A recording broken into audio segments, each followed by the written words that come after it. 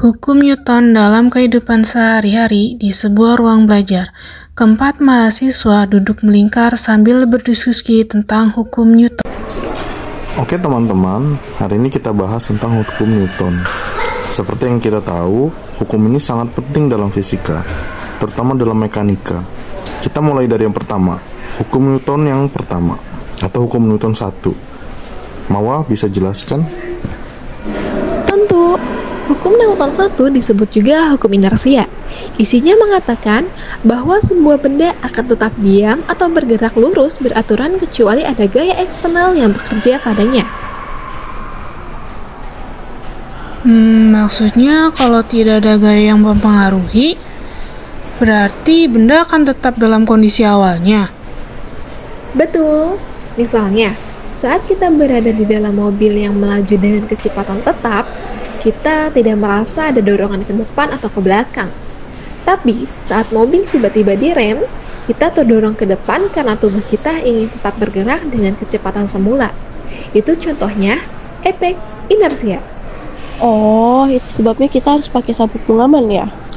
Tepat sekali, sabuk pengaman berfungsi untuk mengurangi efek inersia saat terjadi pengereman mendadak. Sekarang, kita lanjut ke hukum Newton yang kedua. Aku jelaskan ya. Hukum Newton yang kedua menyatakan bahwa percepatan sebuah benda berbanding lurus dengan gaya yang bekerja kepadanya dan berbanding terbalik dengan masanya.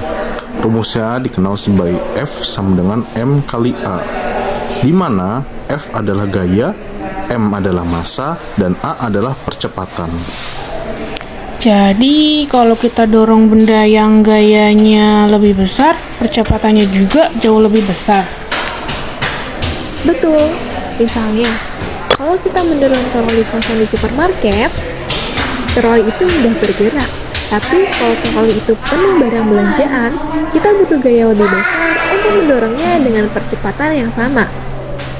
Berarti semakin besar masanya, semakin sulit mengubah kecepatannya. Iya, itu sebabnya truk besar lebih sulit dipercepat dibandingkan sepeda motor. Nah, sekarang kita masuk hukum Newton yang ketiga. Sylvie, kamu tahu hukum ini? Kalau nggak salah itu hukum aksi-reaksi ya? Betul sekali. Hukum Newton yang ketiga berbunyi setiap aksi memiliki reaksi yang sama besar tetapi berlawanan arah. Contohnya, waktu kita melompat dari perahu ke dermaga, kita merasakan perahu terdorong ke belakang.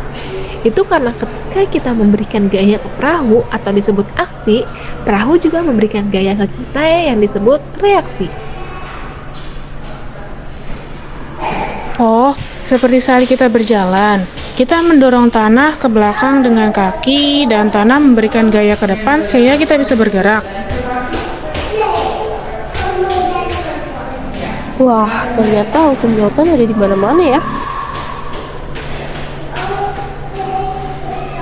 Benar, pemahaman hukum Newton sangat penting dalam banyak bidang, termasuk teknik, penerbangan, bahkan olahraga. Iya, misalnya di balap mobil, insinyur harus mempertimbangkan massa mobil, gesekan, dan gaya dorong untuk mendapatkan percepatan secara optimal. Wah, aku jadi makin paham.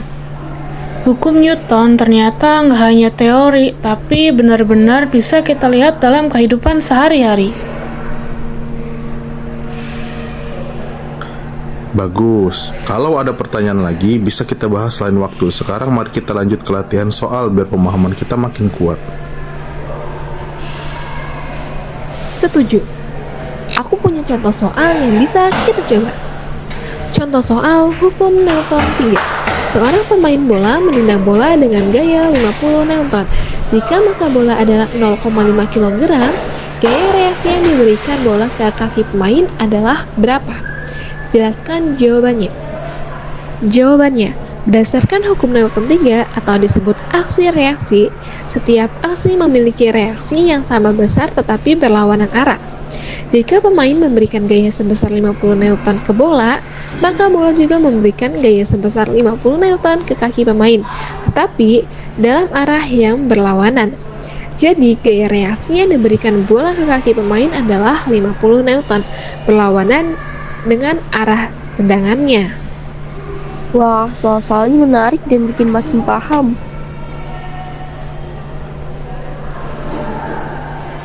Iya, sekarang aku bisa lebih mengerti bagaimana hukum Newton diterapkan dalam kehidupan sehari-hari. Bagus.